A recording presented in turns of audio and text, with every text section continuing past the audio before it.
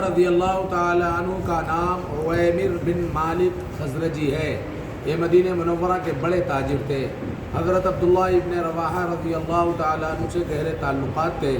وہ اسلام لانے کے بعد حضرت ابو درداء رضی اللہ تعالی عنہ کو توحید کی دعوت دیتے اور شرک و بت پرستی سے منع کرتے۔ ایک روز عبداللہ ابن رواحہ نے ان کو گھر جا کر بت کے ٹکڑے ٹکڑے کر ڈالے۔ ان کی یہ بے بسی دیکھ کر وہ سوچنے پر مجبور ہو گئے کہ اگر اس میں کوئی خوبی اور نفع و نقصان پہنچانے کی صلاحیت ہوتی تو یہ ضرور اپنا بچاؤ کر لیتا۔ اس خیال کے آگے آتے ہی وہ شرک و بت پرستی سے بیزار ہو گئے اور رسول اللہ صلی اللہ علیہ وسلم کی خدمت میں پہنچ کر اسلام قبول کر لیا۔ رات دن علم سیکھنے اور عبادت کرنے میں لگ گئے۔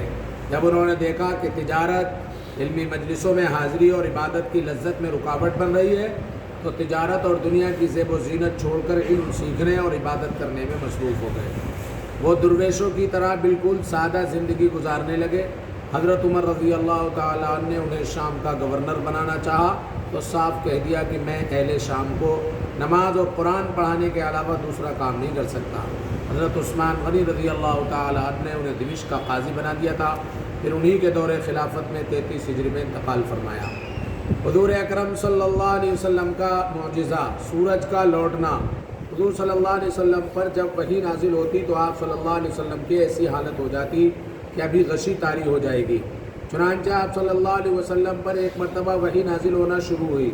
آپ کا سر مبارک حضرت علی رضی اللہ تعالیٰ عنہ کی ران پر تھا۔ کچھ دیر بعد آپ صلی اللہ علیہ وسلم نے حضرت علی کی ران سے سر مبارک اٹھایا اور حضرت علی سے پوچھا کیا تم نے عصر کی نماز پڑھی؟ جواب دیا کہ نہیں۔ آپ صلی اللہ علیہ وسلم نے بارگاہ رب میں دعا کی۔ چنانچہ حضرت اسما رضی اللہ تعالیٰ عنہ فرماتی ہیں کہ میں نے دیکھا کہ آفتاب غروب ہو چکا تھا لیکن پھر نکل آیا اور حضرت علی رضی اللہ تعالیٰ نے نماز ادا کی۔ ایک فرض کے بارے میں تکبیر تحریمہ۔ رسول اللہ صلی اللہ علیہ وسلم نے فرمایا نماز کی کنجی وضو ہے اور اس کا تحریمہ تکبیر ہے اور نماز کو ختم کرنے والا تسلیم یعنی السلام علیکم ورحمۃ اللہ کہنا ہے۔ فائدہ نماز شروع کرتے وقت جو تکبیر تحریمہ کہی جاتی ہے اس تکبیر کو تکبیر تحریمہ کہتے ہیں۔ نماز کے شروع میں تکبیر تحریمہ کہنا فرض ہے۔ ایک سنت کے بارے میں فرض نماز کے بعد کی دعا۔ رسول اللہ صلی اللہ علیہ وسلم نماز سے فارغ ہونے کے بعد یہ دعا پڑھتے لا الہ الا اللہ وحدہ لا شریک لہ لہ الملک ولہ الحمد وہو علی کل شیء قدیر اللہم لا مانع لما اعطیت ولا معطی لما منعت ولا ينفع ذا الجد منک الجد۔ ایک اہم عمل کی فضیلت درود شریف پڑھنا۔ رسول اللہ صلی اللہ علیہ وسلم نے فرمایا جو شخص مجھ پر ایک بار درود شریف پڑھے گا تو اللہ تعالیٰ اس پر 10 رحمتیں بھیجے گا اور 10 گناہ معاف کر دیے جائیں گے اور 10 درجات بلند کیے جائیں گے۔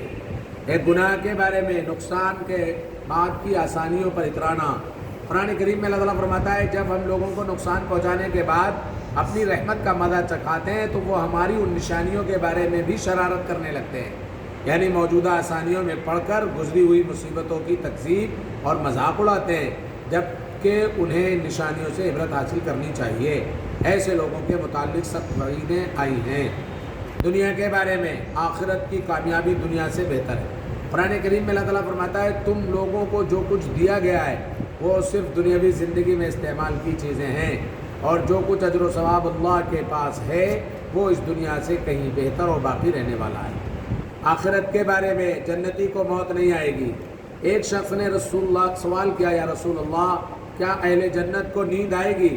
رسول اللہ صلی اللہ علیہ وسلم نے جواب دیا نیند موت کی بہن ہے اور جنتیوں کو موت نہ آئے گی لہذا نیند بھی نہ آئے گی۔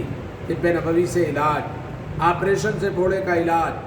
حضرت اسما بنت ابی بکر رضی اللہ تعالیٰ عنہ کہتی ہیں میری گردن میں ایک پھوڑا نکل آیا جس کا ذکر نبی پاک صلی اللہ علیہ وسلم سے کیا گیا تو آپ صلی اللہ علیہ وسلم نے فرمایا اسے کھول دو یعنی پھوڑ دو اور چھوڑو مت ورنہ گوشت کھائے گا اور خون چوسے گا، یعنی اس کا خراب مادہ اگر وقت پر نہ نکالا گیا تو زخم کو اور زیادہ بڑھا کر گوشت اور خون کے بگاڑ کا ذریعہ بنے گا۔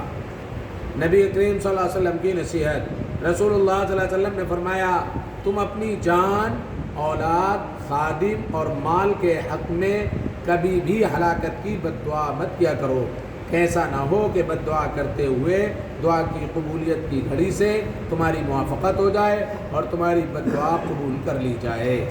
سبحان اللہ۔